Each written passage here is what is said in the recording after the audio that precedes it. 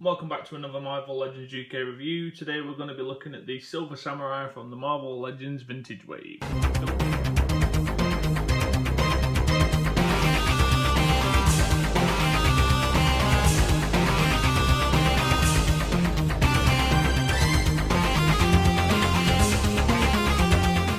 With the Silver Samurai in hand. For those that are familiar with the retro packaging or the old 90s wave packaging, the bad guys came with a purple blistery card where the good guys came with the orangey red background. I was pretty excited when this guy was announced. Unusual villain, not overly powered. Obviously he had his swords. But if you remember in the animated series, he was defeated by the villagers in Japan and Logan and ended up skulking off towards the end of the episode. It was a bit of a weird ending for a really powered, overpowered mutant as such. Is he even a mutant? I'm not too sure. I know his swords are powerful. In the wave, we've already had a look at the likes of Storm and Iceman. Comment in the list below to let us know you want to review next. We are going to be going through these waves pretty quick. On the back, if you can see that, if you can pause it now, it says the Silver Samurai has but one goal in life: to become the leader of the Japanese underworld. Trained in martial arts and wielding a massive katana, the honorless samurai may have already achieved his desire, if not for an interference of the X-Men. Sorry, I paused there, I've not got my glasses on. What I'm going to do is I'm going to bust him out of his little plastic prison and take a closer look at the articulation, the detail, and obviously the sculpt. You can see it comes with a couple of accessories, a couple of katana swords. From what I can see, we've not had these swords before. Even though they are very similar, they're very different in size. We've got two different sizes. Got the slightly larger one, a slightly smaller one, as you do get with a Ronin. But the actual hilt itself tells me we've not had this this style before. It is quite chunky around the hilt. I think we've had some scuffage on there already, pulling it out of his hand. So the hilt of the sword is painted black. As you can see, we've got the silver coming through. But yeah, to my knowledge, we've not had this version of katana before. Katana's just slots inside the sheath. Well, it's not even a sheath. I'd be more inclined to call it a holster for the swords, as it's not actually sliding into anything. The swords are exposed, which is a new one for me. Jumping onto the figure itself, I'm pretty impressed. I'm pretty happy with the way that this guy's turned out. My only gripe is I thought he might have been a little bit taller after seeing the images of him online.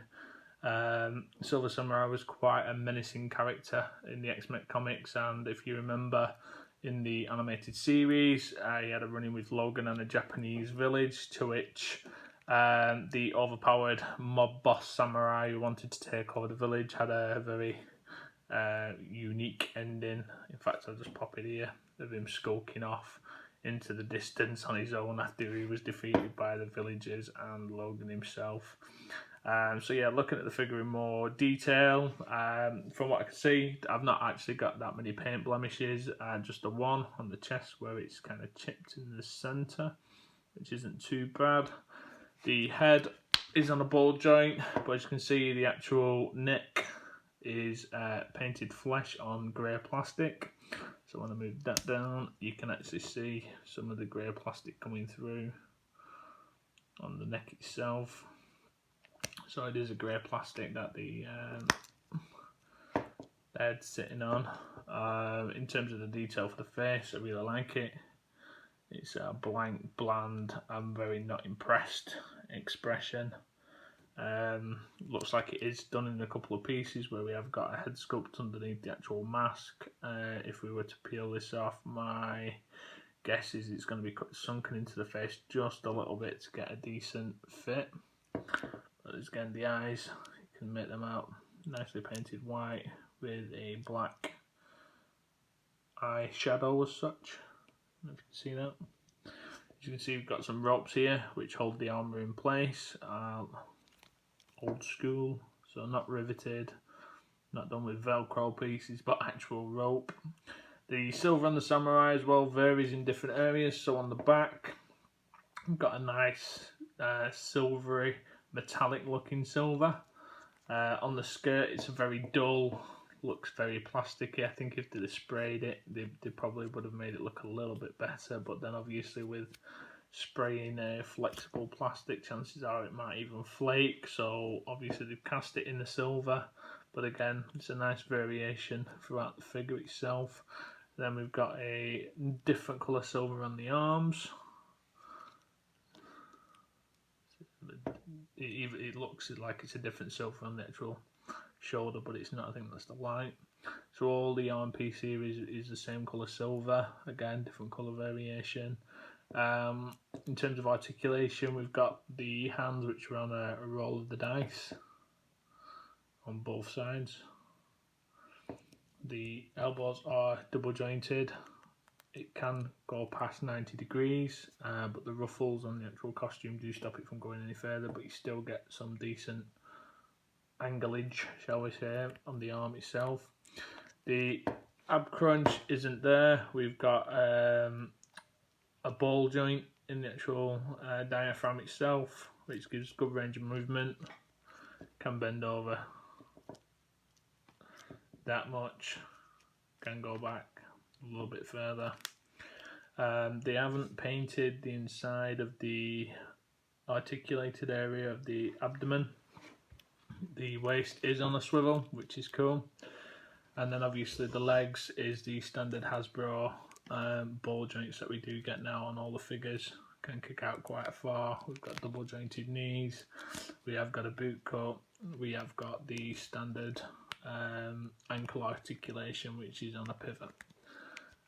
All in all, aesthetically, the Silver Samurai is very pleasing on the eye. Like I said, my only gripe is I expected them just to be a little bit bigger out the packaging.